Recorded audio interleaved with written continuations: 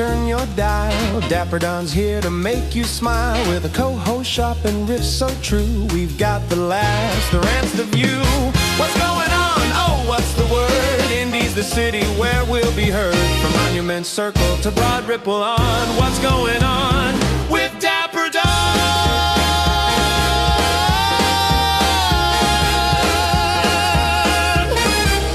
So grab your coffee, Hoosiers, and let's get to it. 'Cause we're in the house! What's going on? It's Dapper Don, and I'm excited to welcome you all back. So, it was another hot election over at UIndy, and even if I'm not a student there anymore, I still had to be nosy and get the inside scoop. So that's why I brought in two of the candidates in that election who I've actually had on the show before. Now, these candidates unfortunately didn't win. I was pulling for them. But there are still plenty more opportunities, and even besides that, just because this time didn't go as planned doesn't mean they don't have anything valid to say. So welcome Chris Hammer and Jose Chessier. Is that how you pronounce it? Chessier, yep. Or as UIndy would call him, Chester. Yeah, Chester. They spelled my name wrong on one of the papers. They put Jose Chester instead of Chessier. It's like, no, it's like the cat. Yeah, exactly. Welcome them back to the show. Say hi to the people, gentlemen. How's it going, guys? Great to be back. Yep. Yes. Second place. Hey, runner-up doesn't mean you weren't running. But tell me, tell the people about yourself first off. Well, my name's Chris Hammer. I've been on the show with Dapper Don before. It's a great show. Give it a listen, give it a subscribe. But me and my friend Jose here, we're running for student government president here at the University of Indianapolis. This is our second time running for it. We did do it last year. After some debate between us, should we do it again this year? Should we do it? Should we not do it? We ultimately decided to run again. Fell short. Yep. But it was an interesting time running, to say the very least on that. Very interesting. Yeah, I can't wait to get into these. Matter of fact, we are just going to get straight into the questions. Let's do it. I'm giddy to figure out what's going on here. So tell me, how did you feel when you first found out you hadn't won? Well, we always knew that there was the thought behind our thought that we might not win. I mean, there's, 50-50 shot between us. It was a very hard campaign season between us and our opponents, Johara and Avery. Right. The main thing that kind of surprised us is the margin of victory. We thought it would have been a little bit closer in our polling data. Yeah, 66-33. What the fuck? He took the words out of my mouth. Yeah. But that was our initial thought. Like, we always knew, hey, this is going to be a close race. It's been going back and forth, for the past weeks here of who people are supporting. But, we pulled out all the stops on our campaign. We put out all the videos. We put out all the flyers. We engaged with so many students. We didn't leave any stone unturned. And we combined with Alan and DT, the other candidates. Yeah. They supported us. So. Yeah, they ended up dropping out of the race, and they wanted their voters to vote for us, kind of in a support type of way. At the end of the day, we just we went to bed knowing, hey, we didn't leave a stone unturned. We did everything we could. So it was just up to the voters at that point. This one definitely hit harder than the last one. Oh, yeah. I definitely can see some people had some opinions. Yes. Well, do you think you were given a fair chance to speak your mind? I mean, they gave us the opportunity on the debate stage. It was kind of disappointing, the turnout I saw at the debate in terms of the students. There weren't that many that actually showed up to it. I think a lot of that comes down to just a marketing issue from, promoting the actual debate to the students. The debate itself was not an LP credit for UIndy, which was kind of interesting. Which means that a lot of people didn't show up. And I feel like that event is something that is a quintessential LP event. You're listening to your student government try to speak what you want. And we can talk about the debate, what happened in it. Oh yeah. Matter of fact, let's get into the scoop here. So what kind of took place during the debate? What was the back and forth like? Well, it was an interesting debate. The moderators did a really good job. We did like the moderators. Eli they were great. And Jordan. Yes, they were great. It was mainly just this each side's explaining their platform and what they want, just for about an hour. I think it all went well aside from two parts. One where I think they actually both came from the crowd, right? Yes. The two bad parts from the debate came directly from the crowd. Yes. It wasn't really the crowd. It was, specifically one person in the crowd that asked a question. Yes. Our whole platform this year is we were trying to get more events LP approved here at the University of Indianapolis. We felt like that would boost community engagement. Absolutely. That would get people outside more. Because they have to graduate in order to be there. Out and around. Or no, they have to be there in order to graduate. Right. Yeah, of course it would boost. And one point that I was making was the big pack the house basketball game that goes on every year where the campus encourages everybody to show out. My first year here, it was an LP event. I got an LP credit for that. But these past few years, it has not been. Yeah. And I made that point as well, hey, why are we taking LP credits away?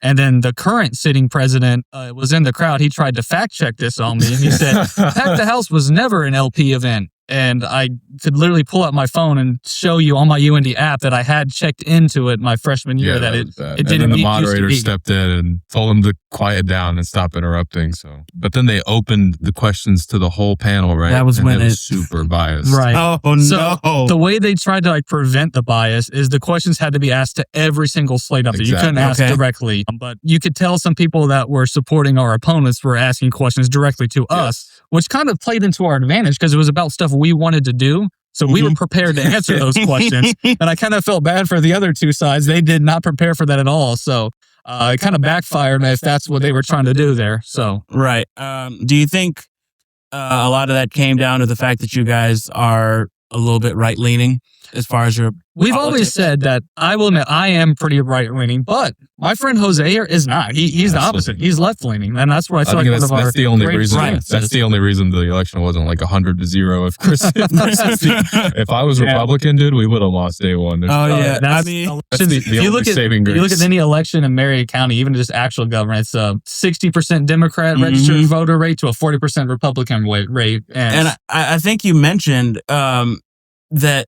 You know, part of the thing that you try to put forth is that there's a variety of opinions. Exactly. You know, that would come and they asked us that in the debate. Yeah, they asked us what makes you different. And we said, well, Chris is Republican, I'm a Democrat, or at least, you know, we affiliate with those parties mostly.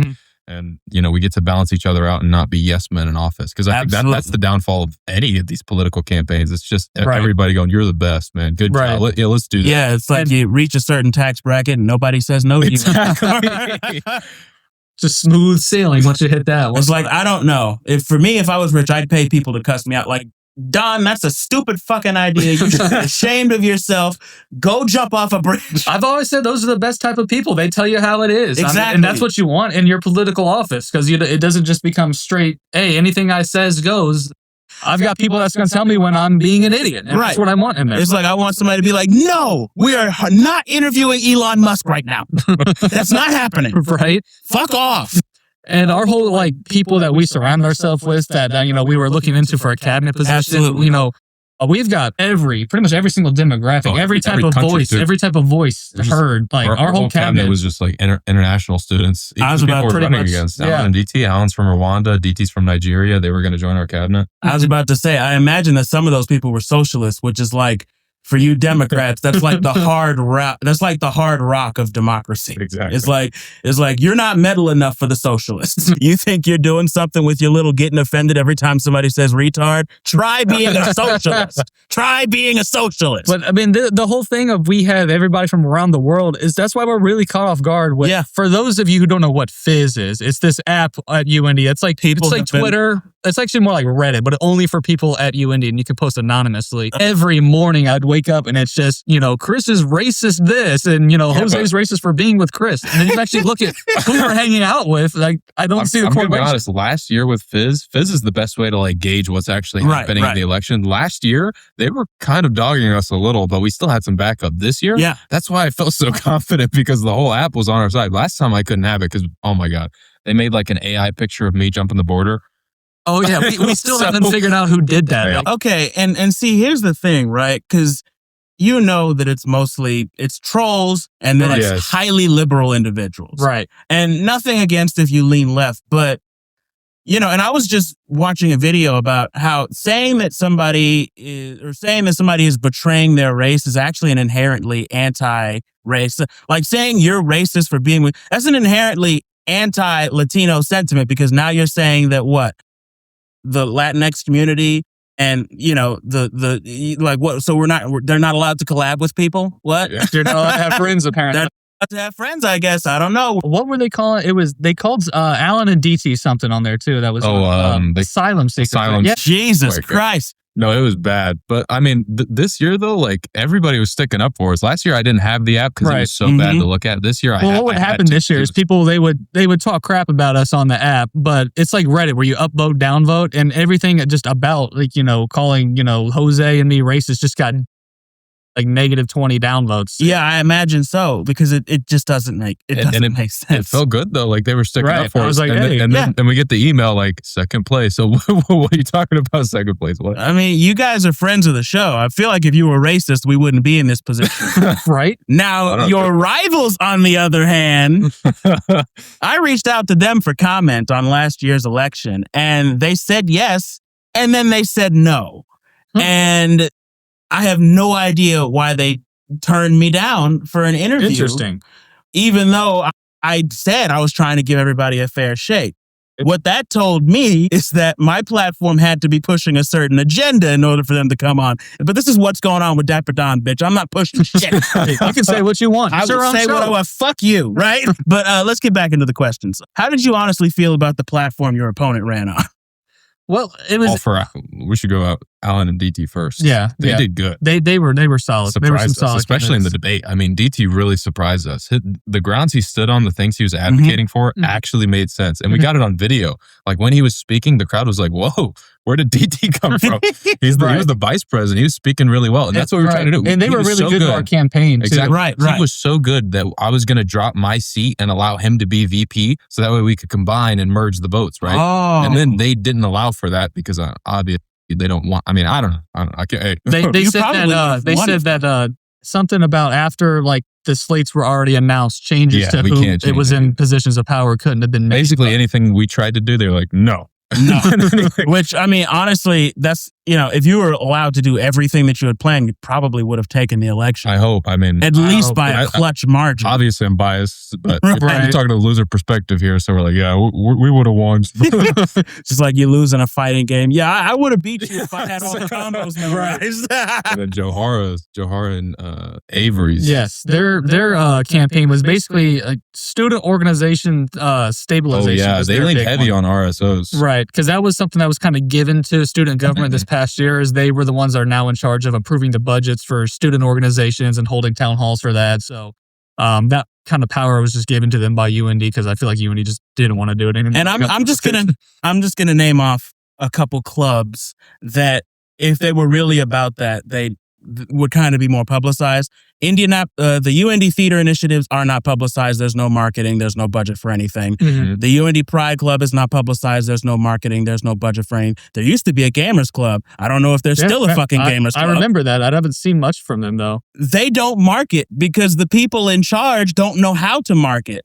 So if they were really about that stabilization of student organizations, we would see more from them. And yes, this is a challenge to you, folks. Whoever's in charge now, it's a challenge to you. If you're really about what you say, let's see those organizations get a little bit more. And that was kind of one of our ideas too, because our main initiatives, we wanted to build like a student government website. Like a stop for, you can submit your claims was our big thing. But we also wanted to promote, hey, here's a list of all the student organizations, and it'll have a link on here's who you contact to join. The link you need to click on to what you need to do to get there, and then try to promote them. You had some suggestion forms. I remember this. You mentioned it on the last show to increase transparency. You had forms where people could write in. Of those forms. That was our big idea. Was the whole point of the website was that people could submit anonymous claims or grievances against the current student government. And it's interesting because I just got an email this morning that student government's got today we received an email. Yes, student government now all of a sudden has a new website that you can submit anonymous claims on. Oh, wow. I wonder who gave them that idea.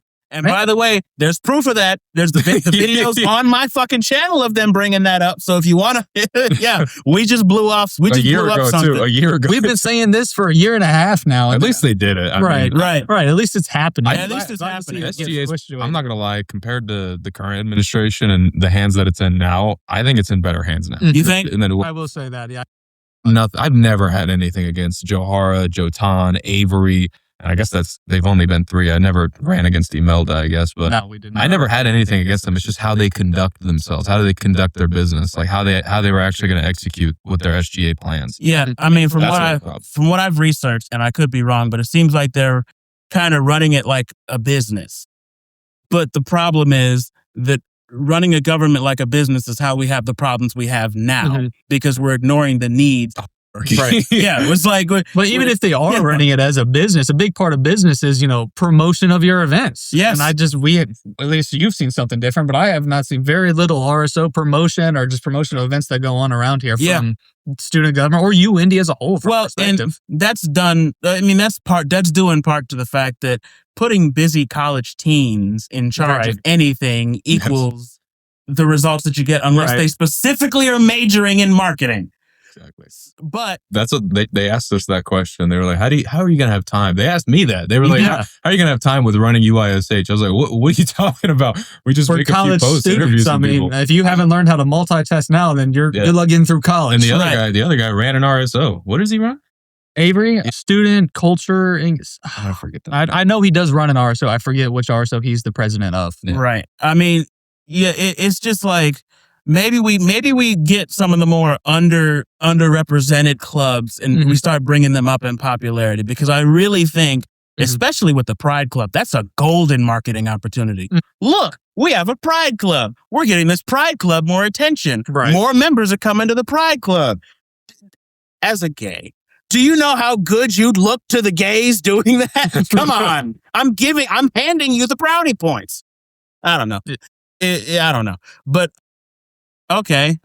How did you feel about what your opponent said they were going to do for the student body? Like, overall, what would you say your feelings are? I couldn't even recite what they said they were going to do. I'm not even trying to attack them, but the only thing I remember is just RSO. That's all I remember. They really hit RSO heavy, but they got interviewed. They got interviewed by the guy at the Meet the Candidates thing. Oh, yeah. And they got asked the questions, and I was super confused. That was the one time we ever actually got to see what the grounds they were standing on until the debate, where we could see the insights.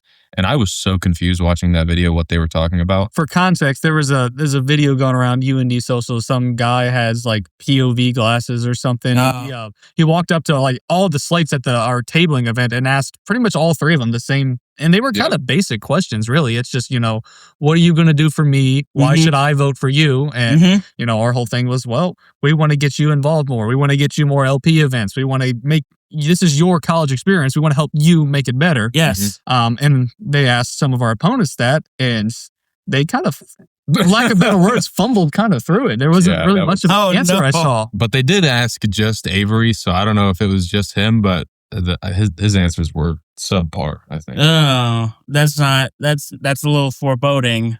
That's a little ominous there. Maybe I'm a little glad I don't go here anymore. What do you think, as far as your campaign go, what do you think you could have done better to get your points across, if anything?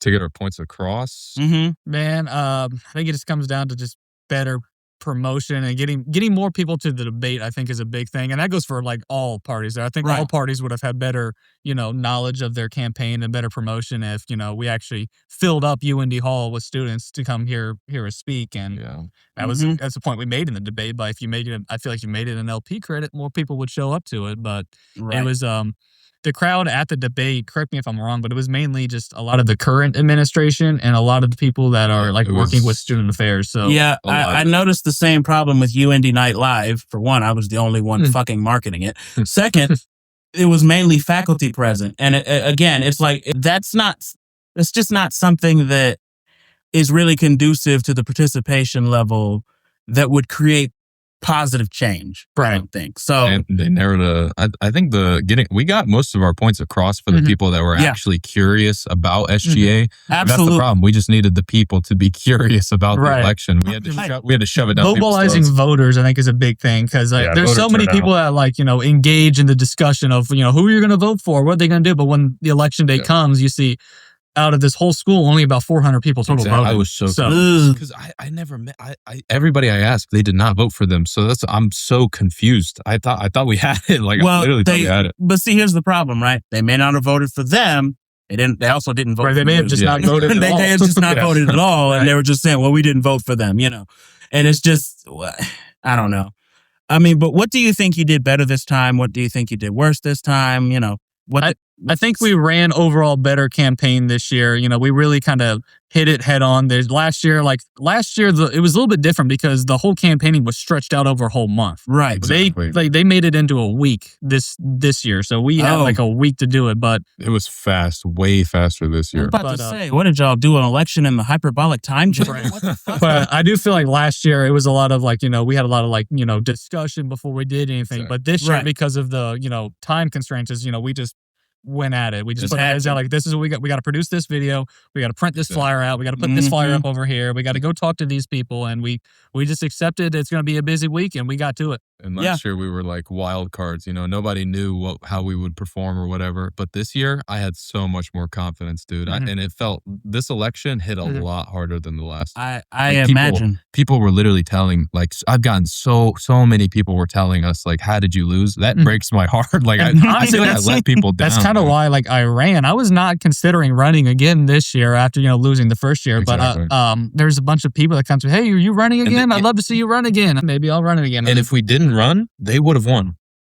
So the thing is, Alan and DT, they were running. We were like, hey, let's just run. Let's have some fun. Let's actually try to win this thing. Like all of us made the best man win, right? Yeah. And then once we started running, it came down to 3 people. The people that initially joined the Google Meet, there were more people that wanted to run in the election. But for some reason, you know, we ran into a lot of roadblocks that just prevented them from coming in. I was particularly not happy about the getting on the ballot of this year. So in order to get on the ballot, you have to just get 75 signatures from random students at UND, which weekend. in itself...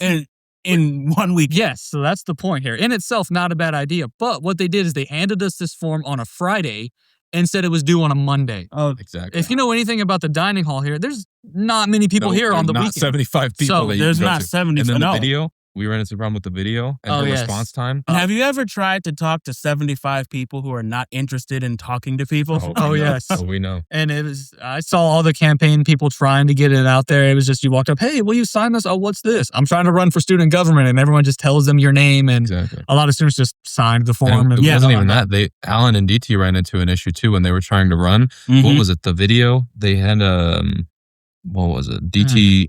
The joining the Google Meet. That's what happened. So Alan joined the Google Meet on behalf of DT, right? Right. And then she emailed Alan when he tried submitting the form or something. I forget. And she was like, "Oh, you didn't attend the meeting," even though he took a picture of him in the meeting. So they're literally just trying to weed everybody out. If we didn't run, Dapper Don, literally they would have won. Yeah, they would have had no opponents if we didn't run at all.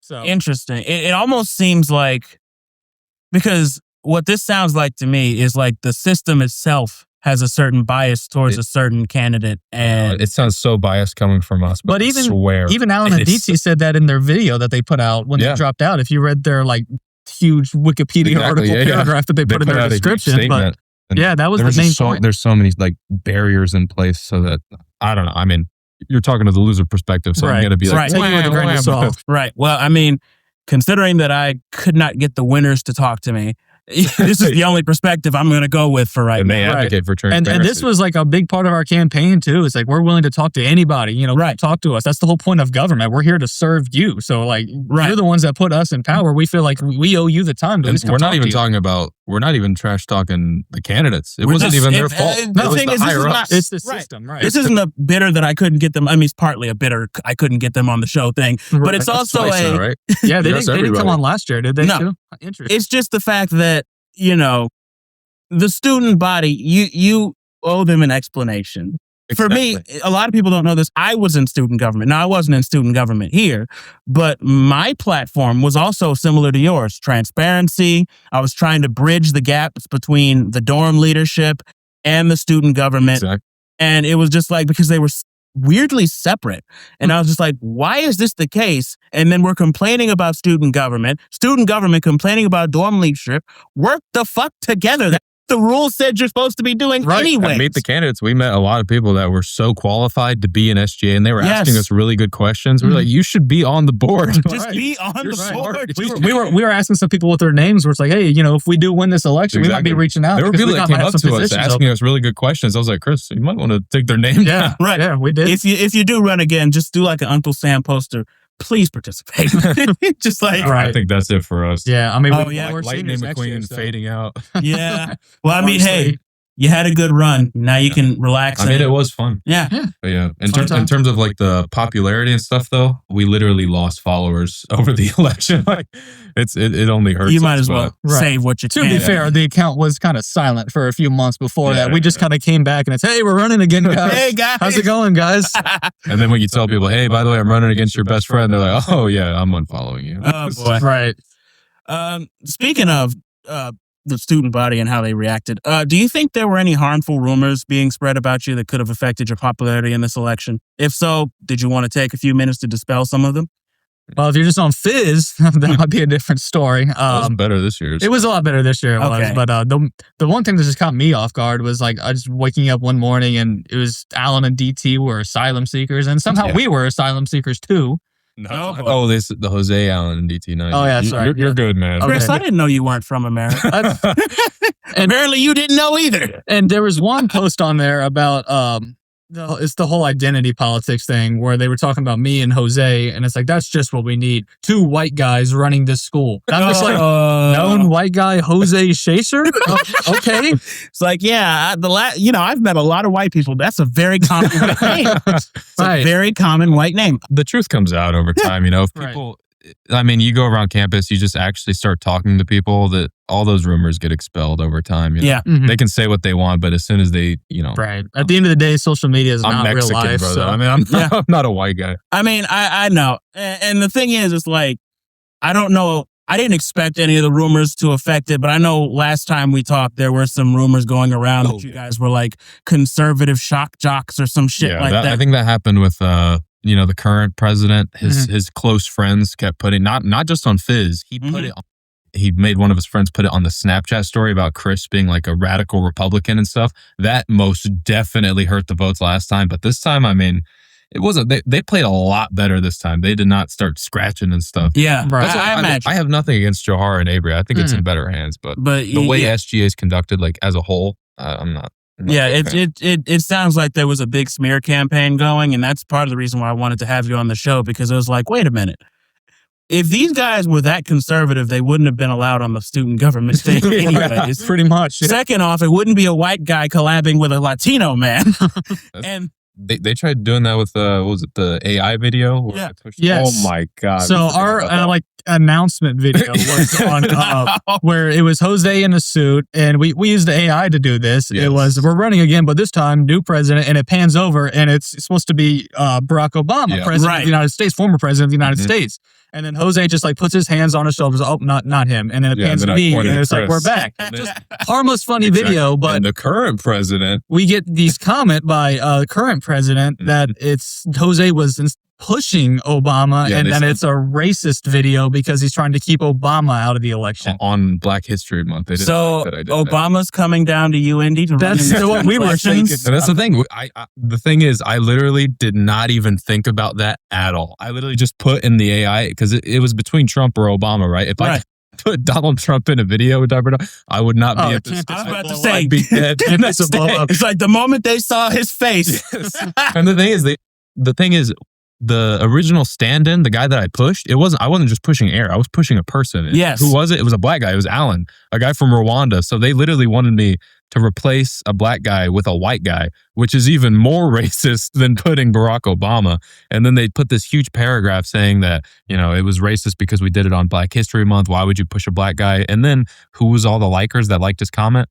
All of his friends, because you can just hold down and see the likes. It's all of his friends. Yeah, and you can see that on Fizz one time too. Maybe you can't pinpoint who it was, but there was someone that said, "We're all voting for Johar," right? And there was 3 comments on that going, "Yes, she's awesome."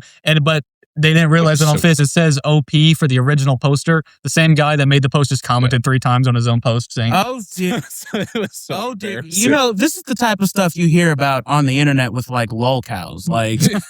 Trying to falsely accuse people of things, writing just incoherent paragraphs, so and then like trying to do the alternate account commenting on the post thing. Exactly. Right. Wow. I really thought that student government was above that type of stuff. But apparently, they turned basically Bernie Sanders into Rush Limbaugh in this election. So I'm not sure that they are above too much. Speaking of Bernie Sanders, dude, I don't know if it was Body or somebody got a photo of me What was it? They put I saw this. Joe Tan was with Kamala Harris, I think. Because she came to Indianapolis on that book tour. Yes. And Joe Tan attended the event. She was at the Murat. Yes. And Joe Tan attended the event, got a picture with her. Good for him. Right. The book signing. But then people on Fizz were like, you don't see Chris and Jose meeting these type of leaders. And then somebody, I don't know who put out it was a picture of me a while ago with Bernie Sanders, but I was like plumped up. I was a little fatter. So I was like, it was an obvious AI picture. So I don't know who was making this. Oh, God. All right. Well, so you've answered a good deal of the other questions I had, but I mean, obviously don't get excited, boys. There's more. What problem were you trying to solve on campus? Major problem that we see is just community engagement. Exactly. It feels like these past couple of years here at UND, like there's events that go on, but there's not a lot of hype around them. There's not a lot of people at these events. The students don't tend to come out for them. So if you go around and just ask students right now in the library, like, hey, what's your biggest problem with UND? I think that's the number one thing. Like, nothing's going on, man. Yeah, we can't do like Greek life, but like we can at least do something. Right. I know when I was here, it felt like the campus was dead. Yeah. Like it was summer break. The campus is dead then. But then we come back to like the regular semester and it still feels as dead as summer break. Right. And things that we were talking about, like my freshman year, I felt there was a little bit more going on than now. Like, I remember my freshman year at the end of the year, it was in April, like the last week of classes before finals. It wasn't nothing big, but it was just this like fun celebration out at Smith Mall. They brought in like ice cream trucks. They brought in like free pizza. And I think it was an LP credit too, if you just showed up to it. Oh, wow. And it was just like a fun like celebration out there. But I have not seen this event come back since. They like canceled the winter formal. Oh, yeah. Our winter formal this year was canceled. That did not come back. Okay, that's not... And we heard it was by SGA. Yeah, a source told us that SGA was the one that made the decisions. Now, are you kidding me? We can neither confirm nor deny that, but that's just what we've heard. All right. Again, that's a little disappointing, but who do you think is mainly at fault for the problems that plague the campus? Number of different people. We also learned that about the process it takes to get an event LP approved. What was it? It's like a 4-month process. 4 months just so they can get half a fucking credit. Right. Yes. And that was our whole thing. It's like, this is like a UND only thing. It's not like this is a state government required college thing. This is something that UND created. So why are we putting a 4-month strain on like productivity when it comes to getting events on campus? That was a major concern we had about. I see why not a lot of events are LP approved now, because it's such a crazy process you have to go through. You can't point to anybody. It's just like real government. Like, who's at fault? And then they'll just be like, oh, that ghost over there that can't name was some big organization. And then that said ghost will point you back in the same direction. Yeah, exactly. It's just the globalists. It's an endless loop. The globalists, they're the ones at fault. We're going to blame the globalists. But it's overall just seemed like, lack of productivity. It seems like on a bunch of different fronts here is kind of the fault of why nobody's really engaged here, because there are some great events that go on here at UND. I mean, homecoming football games are fun every year. Pack the House is a big event every year. We used to have winter formal dances. I would like to see that make a return. Yes. They just need to do more with what they already have. Mm-hmm. And like UND Night Live was such a great event. And if it was actually promoted, right, I imagine that there would have been a fair turnout. Right. You get an LP credit to come see some comedy. Who doesn't want to do that? And then there were a lot of students there who knew students, who knew students, who knew students. Right. So it would have been a good turnout had there been some actual promotion. So that's definitely something. And it's like, you can't really point to a certain person. Right. Another thing we've encountered in terms of promotion for just not only just our campaign, but anything in UND, there's such strict rules at UND about where you're allowed to put your flyers on campus. Oh, yeah. They regulate the heck out of that. I noticed that. You can't put them on this wall. You can't do it this. Yeah, speaking of that, they literally cheated. They literally put 2 in a building. We were told that campaigns were limited to put 1 poster on 1 bulletin board per building. Well, our opponents had 3 in Esch Hall, and we documented this, and nothing got done about it. Boy, okay, yeah. Because overall, my gripe was just having 1 poster in each building. I thought was ridiculous. And then they'll make you put it on the poster board, where people are not paying attention to it because there's it's sensory overload on that poster board. Right. Nobody looks at the bulletin boards, but like we couldn't put our flyers on doors, like where people grab the door. Yeah, they're going to be looking at the door, so they'll see the flyer. But we weren't allowed to do that. And I mean, Street bulletin boards. Yeah, I don't know why they're so strict about it anyways. These are campus initiatives that staff have to write off on in order for them to happen. Right. So you'd think they'd be a little bit more, okay, maybe we're strict about the poster stuff, but we're gonna let you know that this is happening. Right. You know, I mean, at least put it on the front door side of the, because there's like, I get it. It's you don't want to seem like you're taking sides or whatever. Or I don't even know the reason. But it's just it's just weird, and it's like this is probably why a lot of clubs aren't getting good promotion. Although to be fair, that we have a story. We have a Snapchat story and we have an Instagram story with thousands of people, and none of the people running any of these clubs, for whatever reason, use them. Exactly. I've noticed that's that how too. most people know you, dude. Yeah, I was about to say, I use the fucking story. I know you.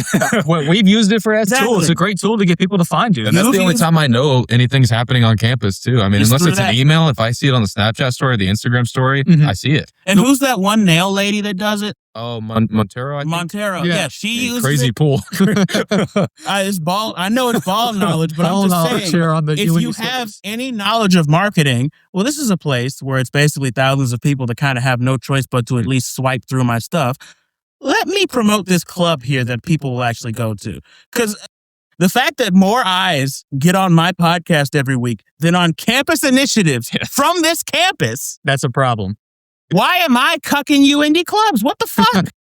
And they made us take down the, speaking of UND official, they made us take down our bio that said affiliated with UND because SGA had a big problem with that. So they didn't know how we were associated with UND, and they didn't like that we said largest student organization. Right.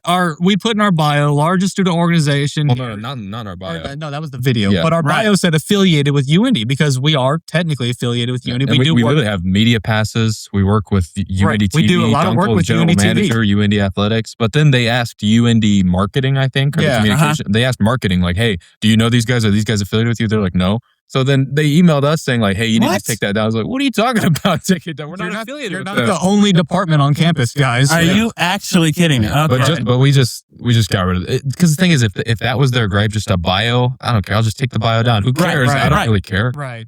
It did kind of piss us off in the moment because we were going through all this stuff and then we get an email from somebody, hey, we need you to take this. Or now you're choosing the time to get oh my God. So that's the thing. If they had any issue with us, dude, she would email us so fast. You don't understand. That fast, right? But if we had a question, it took a week. That was one of the things with the video. 5-day response for our campaign video, right? We gave it to her. We get to the, I don't want to, Alexis, whatever. Right. To the point. We gave it to Alexis, and then she took, I think, 5 days, and we had 1 day to film it. She took 5 days. So she wanted us to reshoot it because she had a gripe with us saying that we were the largest student organization. Oh, that's what it was. Fine, yes, okay, it was in the video. Fine. But if she would have told, like, she didn't email this that she wanted us to reshoot it until the day before it was due. Exactly. So we had to completely reshoot it, rechange our schedules, get the equipment out. We had to redo everything. So in a day, and she was trying everything to get us to stop running, dude.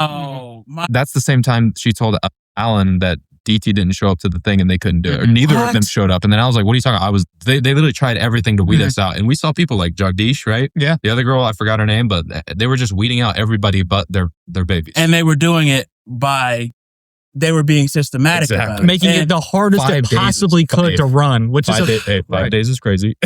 5 day 5 day response. And see, here's the thing, right? Because it's kind of funny that you mentioned that because I always thought that there was something weird about student government where it was like, this seems oddly filtered.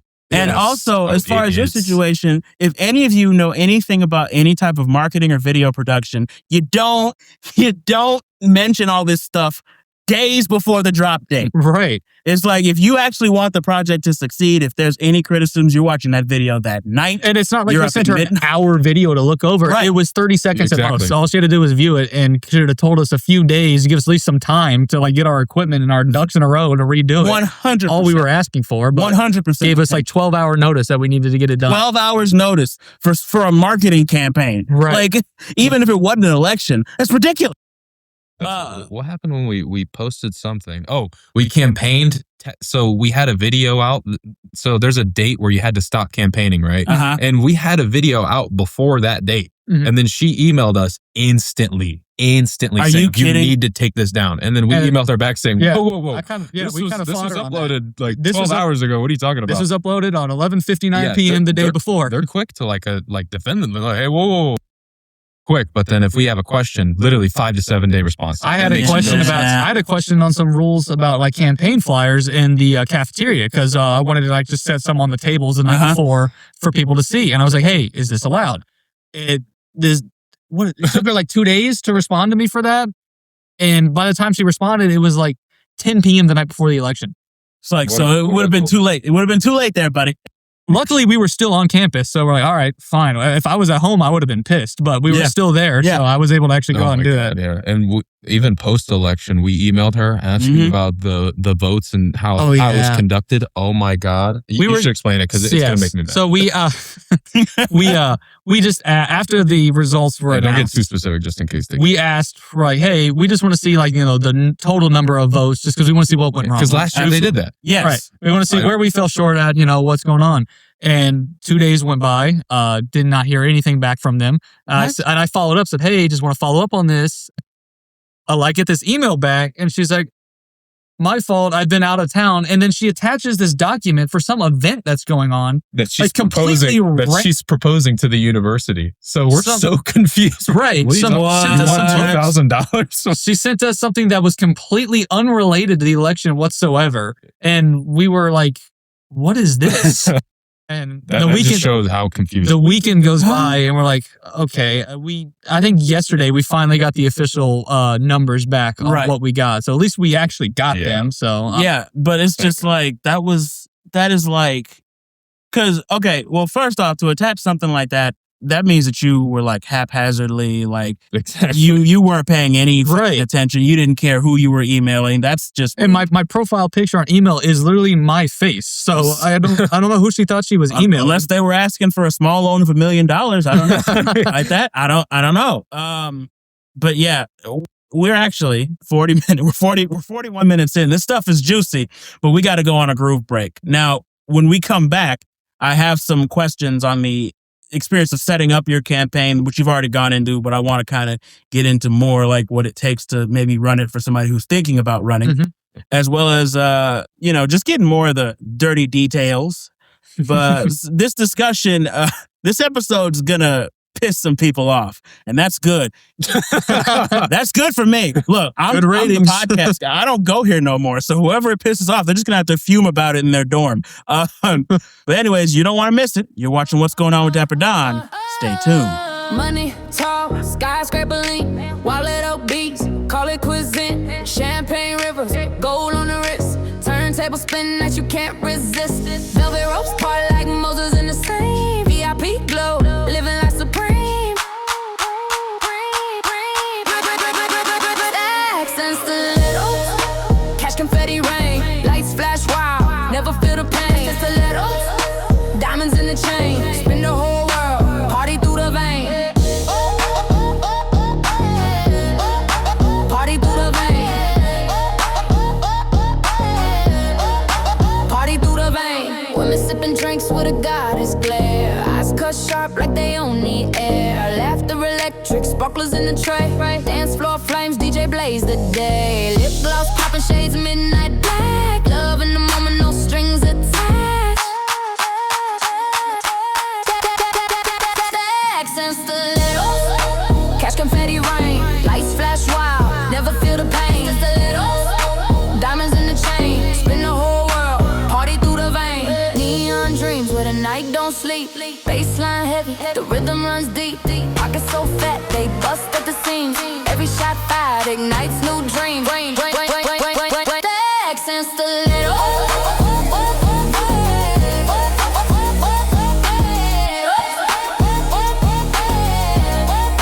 Stacks and stilettos. Cash confetti rain, lights flash wild, never feel the pain. Stilettos, diamonds in the chain, spin the whole world, party through the vein.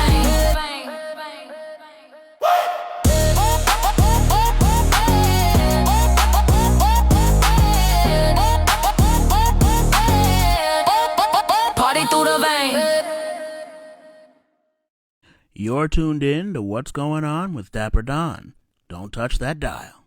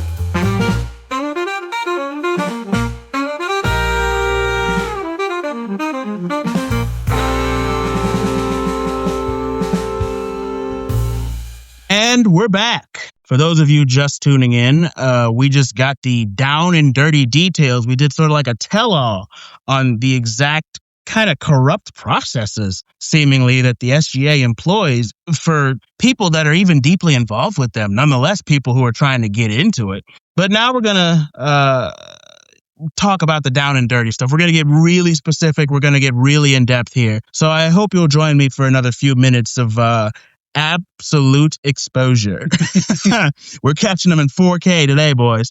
Now, what do you suppose it takes to set up a successful campaign for anybody thinking about running? For student government here at UIndy? Yes. Be an incumbent. That's true for any election. Right. Number one, be an incumbent. That'll get the job done. But if you're thinking about running, I'll tell you right now, you guys have some time aside. It's going to be time consuming. Absolutely. We figured that out the first year. We accepted it the second year. And you're just going to have to accept the fact that it's going to be some long weeks. There's going to be some days where you don't get much sleep. Yep. You've got stuff to do. Because on top of not only getting your requirements in to run, you're still in college. You still have these assignments to do. So it's going to be a long week. And especially if it's the same format that we went through this year. Your ego too, because they will attack. It's good. I feel like it's going to sting. Yeah. They'll fight your family, dude. Yeah. You got to have some thick skin. Have some thick skin if you're going to do this too, because they will come after you, and such is the case for, I feel like, any political race. Even stuff that you wouldn't even imagine. Imagine you're Mexican and they call you a Trump supporter. Just you got to be prepared for it. There was a post on Fizz digging up someone I used to date. What was it? 4 years ago. It was my sophomore year. No, it was my sophomore year of high school. I just said, because I have pictures on Instagram. They were pulling up pictures from 2022. Yeah, oh boy, dirty, dude. It was because his girlfriend was black. So if I do come back here, I'm not running for office, because if they think your dating history is bad, I don't even get what the point was when they were pulling that out. They were trying to they're trying to pull this person's emotionally abusive angle, but it's it's high school. Everybody's emotionally abusive in high school because they don't know their emotions. They can't get to me, dude. I don't have a dating history. For me. Nah, I've dated multiple girls at once. They knew. They knew. Where? I mean, they knew each other. It was agreed upon, but my dating history is a mess of part hoe activities, part trying to be in love, but honestly not being capable of love at that particular point in time. It's a mess. But anywho, take some notes from this guy, man. Don't love these hoes. That's the note. Did you feel you did all you could to abide by what it takes to set up a successful campaign as far as how you were able to present it? Yeah, I feel like we did all we could. In fact, there was many instances where we were trying to like push it to the limit of what we could do. Because as we mentioned the first time, I had a lot of rules and regulations for this thing. So.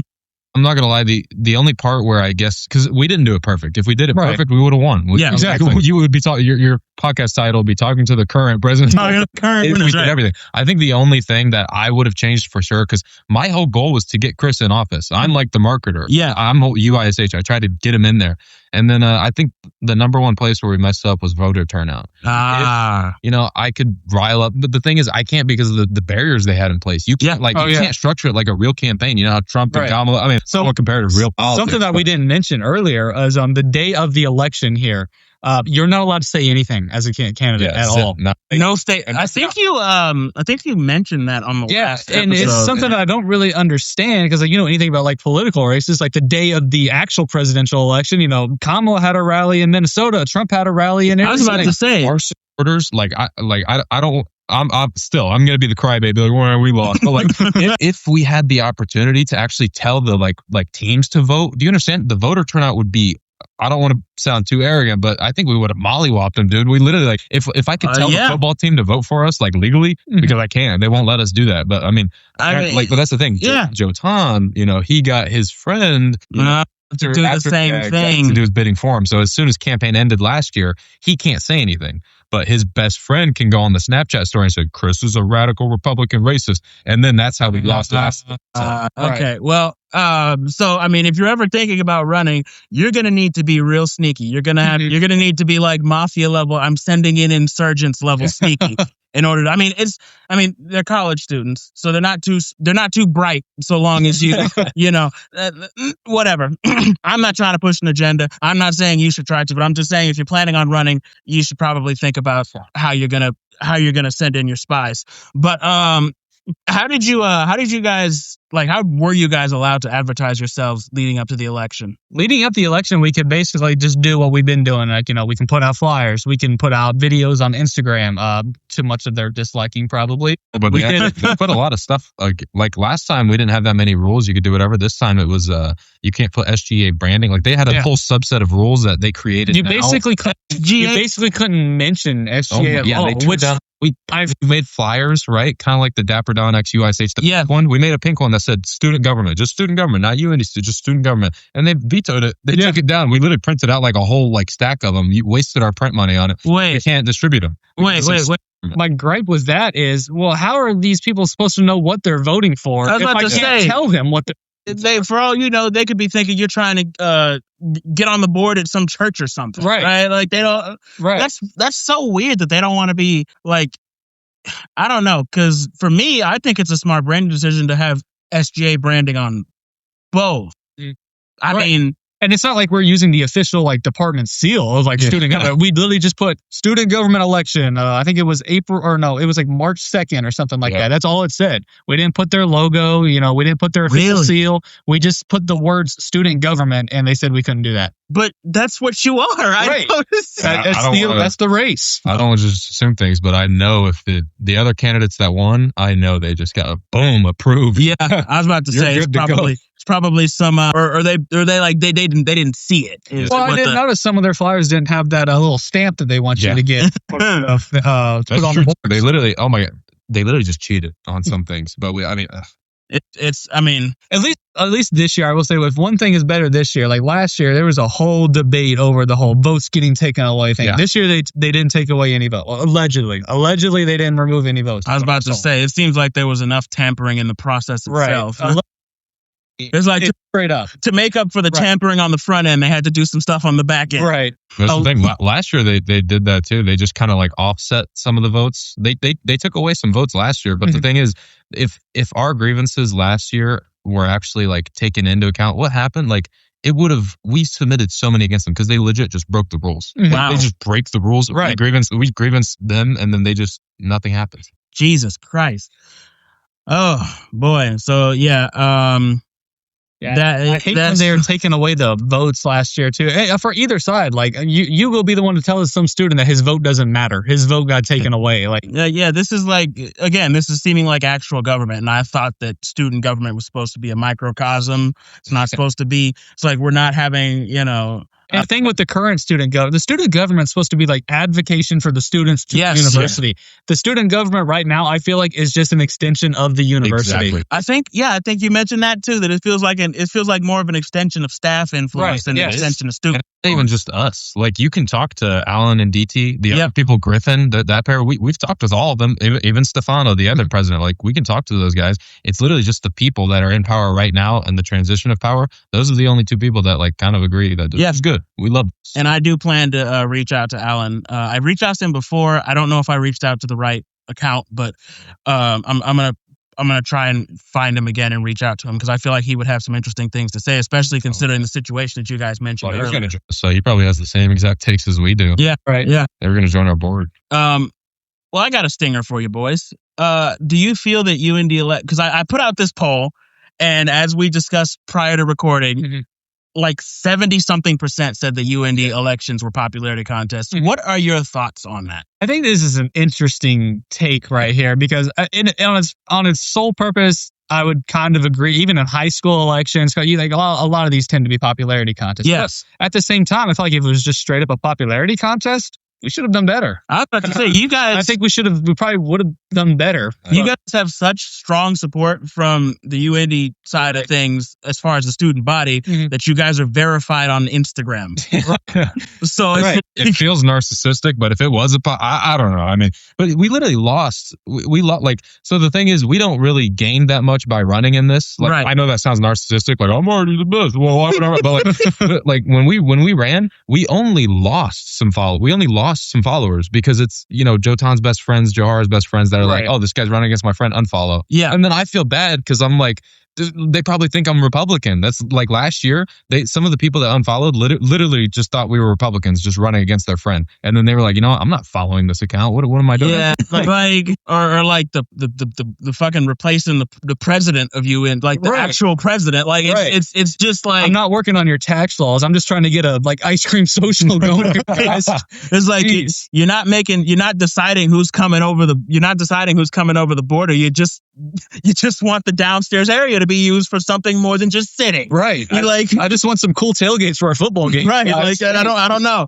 I mean, we literally thought we could do the best for the job, because the number one problem is community engagement. What better than us? I mean, we literally did all this from the ground up. We want more events. We want to do more for the students. And second place. Jesus Christ. More events on campus, it would be just better for business, for everybody. You'd have more content to put out on social media from our level and UND's level. You'd have more student engagement. You'd have more people looking at them like, oh, that's fun. I want to go there when I get to. Considering I pay attention, so I definitely would be pulling people like, I need to interview you. I need you. Yeah. So that would bring more publicity. It's like, there's a way that you can do this to where you can create a pipeline to where there's not a single student on campus that doesn't know something is happening and will be willing to participate. Especially commuters. Yeah. That was our main issue too. Commuters aren't engaged at all, and coming from commuters. Right. We both are commuters. So yes. This got brought up in the debate, and our whole point is, well, if you want to help commuters, let's take some advice for some commuters here. And we say that, you get to campus and there's just so little blast about what's going on. You just feel disengaged about it. There's not much actually going on during the day to keep you here. And I mean, they could say, well, we have stuff going on. If you're a commuter, you're not here 24/7 to see some twink put up a poster. You're not here for that. So you don't know. I will say the one thing that I do like from the current student affairs is they do send out an email every week about stuff that's going on at UND. My major gripe with them is nothing with student affairs. It's that, man, there's just not much of note going on here. Yeah. I mean, they're trying to do a lot with a little there, which I give them respect for. But I feel like if you get more major events that overall, this was a point we made in the debate, that appeal to the mass majority of people. Just having an end of year celebration at Smith Mall. Everybody can go to that. Yeah. It's not like a niche thing. A lot of these LP credits that we look in are very niche topic. A lot of them are specifically in the science niche that I right. Yes. Yeah. And we were talking about it over the break. If you gave some of these people that just have hidden talents, like people at UIndy, like even the people who want to run the student section. We know people who would love to run the student section, and but guess what? They have to pay to run the student section. Oh, wow. Right. Why does that make sense? That was ridiculous. This show here, the nail girl that's on the Instagram story, there's so much talent at UIndy. It could be so much better with the funds they have. They don't even have to do anything. They could just maneuver stuff around. Yeah. Get a better campus, more life. Just, and because, okay, like you take this campus, and I don't mean to be, because this is like, some people have been, what you can do in this. I've been to like colleges in Georgia, right? And I've seen how there are just random student orgs that are publicized. They have posters all over the fucking place. They're talked about. It's just random shit. Nail painting clubs. I've seen some shit. I've seen a club for nothing but fried chicken. Okay, it's a culinary club, but I'm just saying, it's like you. This can happen. It can work. And guess what? If all of those clubs that are getting the promotions hold fundraisers, then guess where the money comes back to? It's basic economics, people. It's not like we're Reagan sitting here talking about the tear down that wall. We're not. This isn't something that Democrats can't also get on board with. Like, speaking of everybody ideas, agrees on this. honestly, like going back to the idea of like them taking some of our ideas, like, you know, we're not mad this is happening because it's something we want. But a point we brought up last year on our first time was when it comes to the funding of like the student organizations, we feel like, well, doesn't it make more sense to give the student organizations the funding that they need rather than just a flat rate for both of them? Because some student orgs need more than others. So give them the funding that they need. Well, you know, we brought that up, and then this fall, the way that student organizations are run now, you have to attend the UIndy Student Government Board meeting where you have to put your budget proposal out, and they will approve it for you. So good idea, man. I wonder where they got that idea from. Yeah, wow, that seems very familiar too. Yeah, you guys really got the old ball twist on that one. But yeah, okay. Well, what advice would you give to future candidates thinking about campaigning? Just, it sounds cliche, but just be ready for it. You got to have thick skin. And one of the things we did, we reached out to the old president. We reached out to him, talked with him. I don't even remember how he got in contact. I don't even know if we reached out. No, he was in one of my classes, and he just randomly walked up to me and said he liked what we did on Instagram. Oh, wow. He saw we were running, and so that's kind of how we got into contact with him. Okay. But connections is kind of a big thing here. Like, feel free to talk to us. We got plenty. We have literally a whole Google Drive of just evidence of everything that's happened corrupt. Yeah, I'm gonna need you guys to drop that.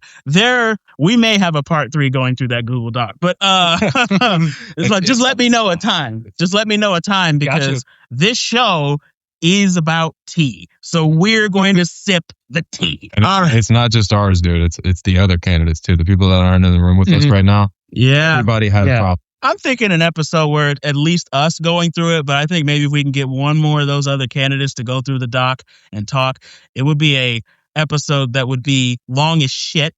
We might have to divide that. It's an infinite content glitch is what I'm saying. But and you'll be back if nothing's probably going to change. You'll be back here this time next year with whoever the dust is on. Right. I mean, hey, I'm all for it. I'm all here for it. Look, and this, like, it may not necessarily be like somebody who goes to fucking IU may not necessarily care about the affairs of UIndy, but most people are going to be here for the gossip. Most people are, If you could say one thing to voters, what would it have been? Be brutally honest. Vote, because I think that's the main problem with our election right now. It's how many total people go here? It's north of 4,000 at least, and we've only got 400 total vote. That's not just for us. That's the whole election. Only 400 votes coming in, which doesn't help, especially considering that it's like you got to participate if you want somebody to be like, I don't know. That was a big platform of us. Is like, we need more general public knowledge of this even going on, because having that's abysmal number of voter turnout, and that's a big problem around the country in general, but specifically here, only 400 total people voting, and it's not hard to vote. It's a Google form that gets sent to your email. I was about to say, and mind you, this directly affects things that most of these students are involved in. It's not like elections now where you could vote for a candidate and there's no guarantee that whoever gets in office affects you immediately. This stuff is right at your back. This is your local level right here. Yes. And if I could say one something now, like at post-election, I would just say, I'm sorry, dude. Because like, I'm so sorry to all the people. Not just about the hands that they're in now, because that's a little messed up. But I feel bad on my behalf because I feel like we could have just done better. Right. Mm-hmm. And I mean, there's always things we can improve on. I'll say, like, a lot of people here at UND Love, it's, it's the same stuff. Nothing goes on here.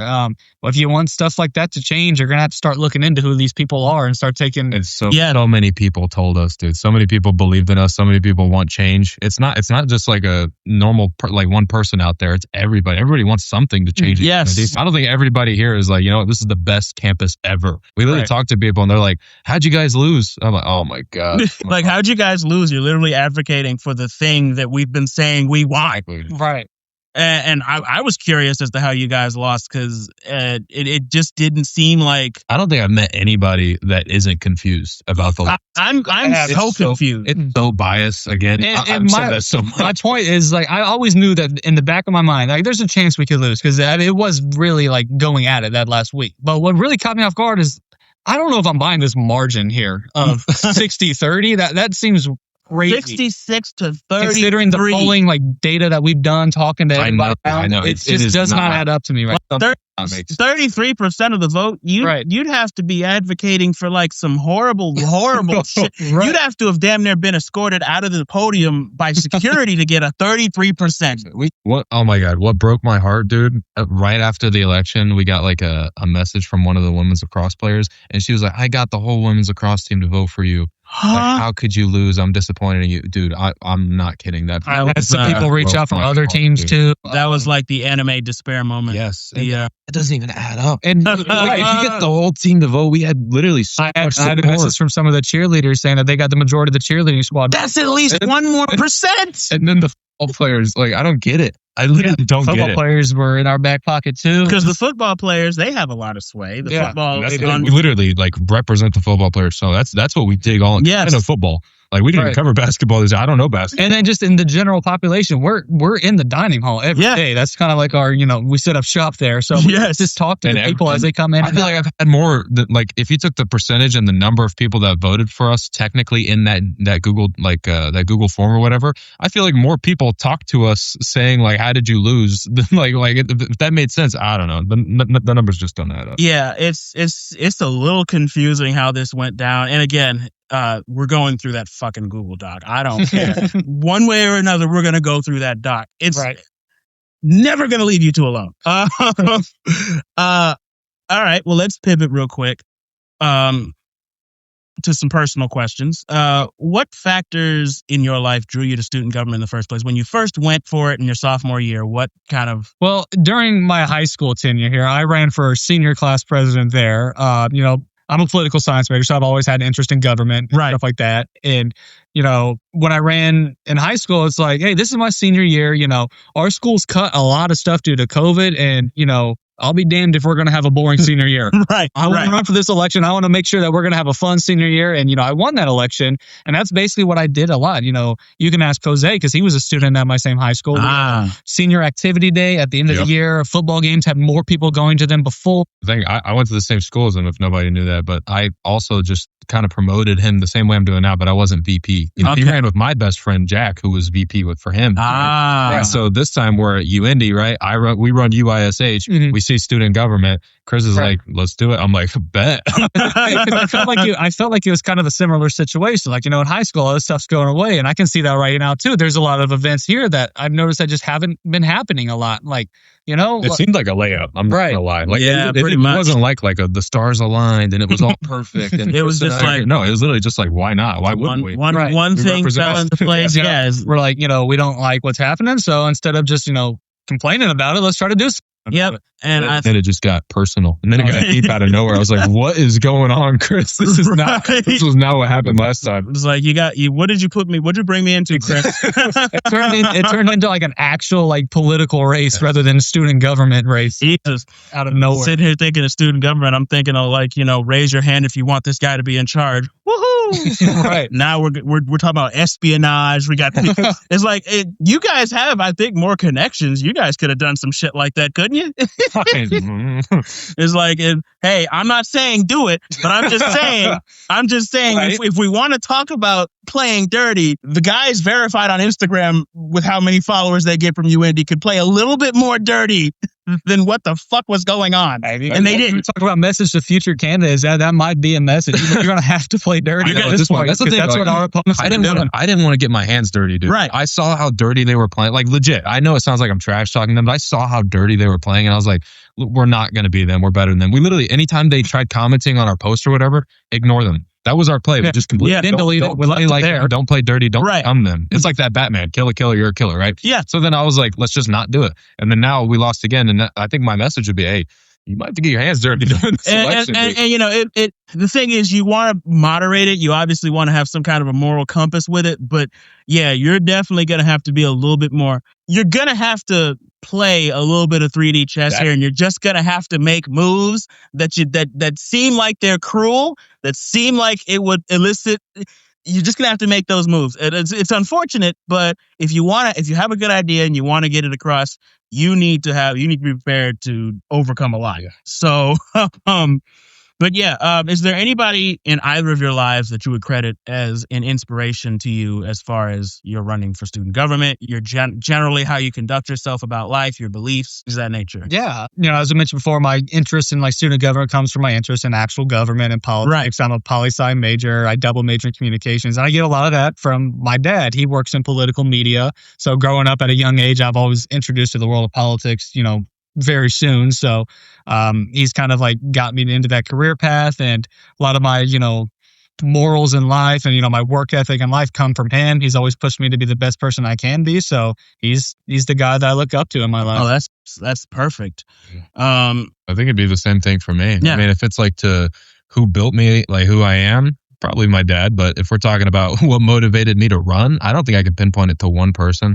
I think it's literally just everybody, because everybody I talk to, literally everyone, they have something wrong with the campus. They could be represented better. They feel like their voices aren't heard. What kind of a campus is that where you feel like your voice isn't heard? I don't know. That was our whole point of that's why we run. We're not running because like, hey, you know, we have interest in government. We know how to do it. We ran because we're like, well, you know, we complain about this a lot. So instead of just, you know, complaining about it, let's put our money where our mouth is and actually try to do something. You know what this election reminds me of? You know what SGA reminds me of? It reminds me of that show Dance Moms. You remember that show where the moms where it was the daughters doing the dance, but the moms kept putting their like abusive power over them. Mom used to watch that show all the time. They were like living vicariously through their daughters. This feels like staff reliving their college days vicariously through students. And so they have their favorite boy because it reminds them of themselves. Dude, I think you might have just had the golden take of the podcast. True. Dude, because, oh my God, while the votes were being counted and stuff, well, there was like a week period 2 weeks. They took 2 weeks. Yeah, it took them 2 weeks to count on Google Forms. Yeah, so. It's automated, by the way. It's automatically. You can just run it through an AI. But also, while it was happening, guess who was, so Alexis runs SGA, right? Yes. This subset thing. So she doesn't run student affairs, but she runs SGA, which is ran by student affairs. And while the votes were being tallied, guess who she was walking around with the whole time? Who? The current, now VP, Avery Allen. It just walking around like the cafeteria. It literally looked like a mom with her baby, just walking around getting food. I promise, I have nothing against Johar and Avery. I had much more of a problem with the other one, but you know, I don't want to drop names. But right now, I think it's in good hands. But the fact that they were like, it looked like that, like exactly like you said, like her golden boy, like living my life through him. Torch. Yeah, it's like another thing. Like I was thinking about, like a lot of our campaign statements were like, hey, you know, we're listening to the student. We want to advocate to get life better for you. The thought that I have is, well, you know, we're probably going to be fighting with the university on a lot with that because, well, that's probably what student government should do in this situation. Yes. So, of course, you know, the university in question is going to do everything they can to make sure that we don't win because they don't want to deal with it. Oh, I'm not saying anything, but I think it made their lives a lot easier, the fact that we didn't win. Yeah, it had to, because they don't remember meeting a Hammer. Right. They don't remember meeting a Jose. They don't know those experiences. They don't know those personalities. They don't know what those personalities could suggest and do. But they do know, you know, they do know your opponents. Exactly. They know a Johara. They've been a Johara. So it's like, you know, that I think that plays a role. Does that run like an edgy Instagram page that is right? Way too many followers. edgy, but it's you guys posting memes that everybody knows. Yeah. But it's so edgy. It's so fringe. We played a team called the Peacocks, and we made some. You can infer what type of jokes with that, but that's the worst thing. That's it. They had a major gripe with that. That was a whole incident right there. I literally make jokes about the Epstein files. I've done that on 2 episodes now. And you're talking about peacock jokes. TV actually did that. They started making was, ice jokes and Epstein jokes, and I was it was like, for the UND Night Live event. I was like, what the heck? So we got a wrist slap for the peacock joke. But and speaking of UND TV, let's pivot real quick into something a little bit more positive. But I was curious about it. Mm-hmm. We're going to talk about the show Hammer and Nail. Oh yeah. Now, you wrapped up your last installment of the 5-episode series about a year ago. Mm-hmm. What was the origin of the concept of the show? Well, the origin of the show is it was kind of a content project by a person named Kendall. She's since graduated out of here. She was kind of the host of it, but it was just supposed to be where we have a host, we have someone with a conservative ideology, someone with a liberal ideology. We explain the topic, and then we have the two just debate it back and forth. And that was the concept of it. You get both sides of the opinion. You get the rundown on what's going on. It was just kind of your stereotypical political show. Right. And I believe we're starting it's not going to be called Hammer and Nail, but we're starting up a new political show with the same exact format on TV that should be coming out either soon or over the summer. I don't know when they want to roll it out. You definitely want to whore out that show and promote it to as many people as possible, I think. Oh, yeah. What are your thoughts on the final product, those 5 episodes? I thought it was a good series. Main thing I noticed is I liked how each episode I watched seemed to have gotten better than the last. As like the people became more frequent, we got a better chemistry with each other. And by that 5th and final episode, it seemed like something you would see on your your CNN, Fox, like an actual, exactly, like political debate show. And my message about that is it seems like me and Levi was mainly my opponent for a lot of time. It seemed like we would be going at it all the time. Good friends in real life. We're in a lot of these classes. We talk about stuff after the show. That's clips. But that's clips. that was both of our major points there. It's like, look, we disagree on pretty much everything, but that doesn't mean we can't be friends. That doesn't mean we can't talk. Exactly. I disagree with Jose on a lot of things, but we're still best friends. We still hang out all the time. Absolutely. I consider disagreements clip material. Right. I don't know. It's but yeah, what was, if you could tweak anything about the show, what would you have tweaked? Probably would have tweaked. I think the 5th episode was our best installment. I know it sounds cliche. It's, every episode got better. I think that was our best installment. I probably would tweak to try to make it an actual show at UND TV, one that I still continued into the fall rather than just a content project, which I think we're trying to right that wrong now as we've got a new show that's in, pre-production stage. We've got some filming done for that. So, and I'm definitely going to be on the lookout for that. We could use a show like that again. Yeah. Speaking of, just the kind of student body and how do they perceive the show? The people that watched it kind of perceived it as kind of what they wanted to. Depending on what your stance on the issue was, you would only listen to me or you would only listen to the other side.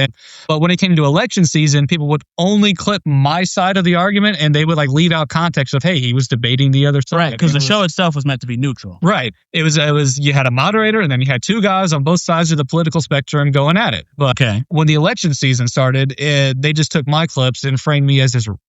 I didn't even say anything really that was that radical on the show. Pennies. Right. We were talking about that because that was an issue one time. The penny minting happened and we were debating that. Penny minting was how they... Penny minting? Anything. They just put links to the shows on there. It's like, look at Chris's takes here. He's such a horrible human being. They did that with the, not this show, but the, what was the one where you're talking about Epstein? I think they the UND Night Live. So the whole point of, if you haven't seen Saturday Night Live, they do this segment called Weekend Update where the anchors write each other's scripts and it's supposed to just make them seem. Oh, I know. With the damn it, the black guy and the white guy. Yeah, I can. Me and Caden did that for our UND Night Live episode where we did a Weekend Update segment where it was just some of the most outlandish ways you could report news possible. And, we made jokes about the Epstein files because that was topical at the time. And the people just took it way out of context on Fizz and look at Chris, he's joking about the Epstein files. He thinks this is something to be joked about, or this makes me seem like Chris is on the Epstein files. Most of these... Right. And on top of that, are these people on TikTok at all? Because they've been joking about the Epstein files since they came out. Have you not been living under a rock? These people gooned to Five Nights at Freddy's porn. If we don't joke about it, we're going to cry about it. Like, what the fuck? But that was a thing. That was a thing. Yeah. That was something that was in them. Now, to Five Nights at Freddy's. Yeah, that was in them. And the worst part is, It was Tabani. Everybody knows the Golden Boy. I can't wait for like Jotan to listen to this and he'll be like, what are they saying about me? And then he's like, wait, what's going on? What's going on? He just skips to a part. They're shooting. He's just like, okay, so I guess Chris Hammer goons. Yeah, they're gonna clip it way out of context, like Chris goons to Five Nights at Freddy's, bro. It's like, I'm just gonna post it. I'm just gonna post a comment to be like, no, Dapper Don goons to Five Nights at Freddy's. Take the heat off. Right. I'm going to do that for you. I'm a team player. One. And now for the grand finale. It's the big one. A question that I've prepared, that I've spent meticulous hours on, that I've researched heavily. This is going to determine it all. Depending on how you answer this one, you'll either soar to new heights or fall into shame. Are you ready? Whoa. Big topic. Let's go. What is your favorite Sonic game? Sonic Adventure. Oh, no. Sonic Adventure 2. I played the crap out of that. Yes! I love it. People who have ball knowledge love that game. Shadow the Hedgehog is the best video game character ever created. Did you know to ask that? Did you just ask a random? I do very deep research. Okay, so you knew he's like the #1 Sonic fan? Absolutely. I told like the random thing. I was like, no, I do research that I like to think is at least somewhat competent. Now, we're not getting into your Nardwars and stuff like that, but I like to know my guests. Right. But yeah, no, Sonic Adventure 2 is peak, and the movie that they got coming out now. That movie is good. Yeah.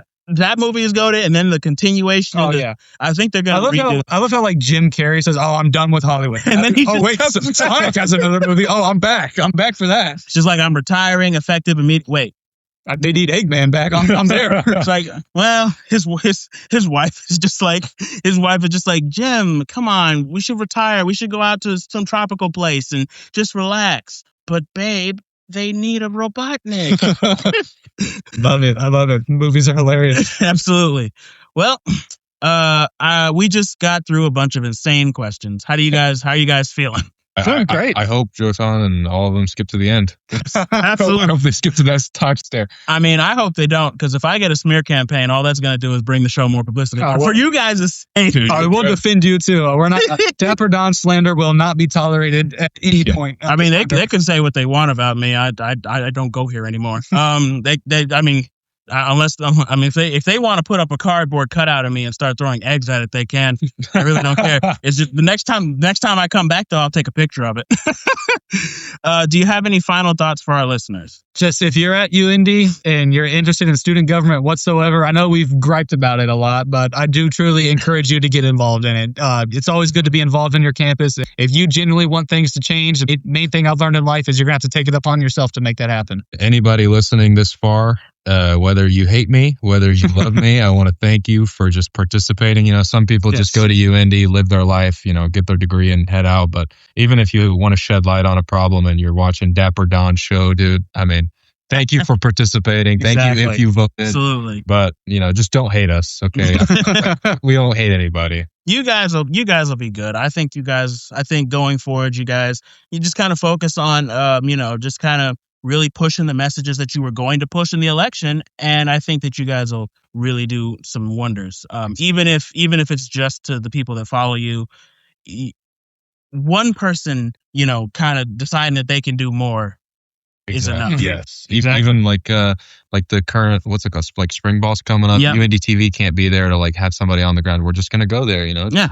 Participate. Yeah. Absolutely. Yeah. And remember, dear listeners, no matter where you stand politically or who you voted for in this election, just know that both sides can have valid things to say, and both sides have both good and bad people.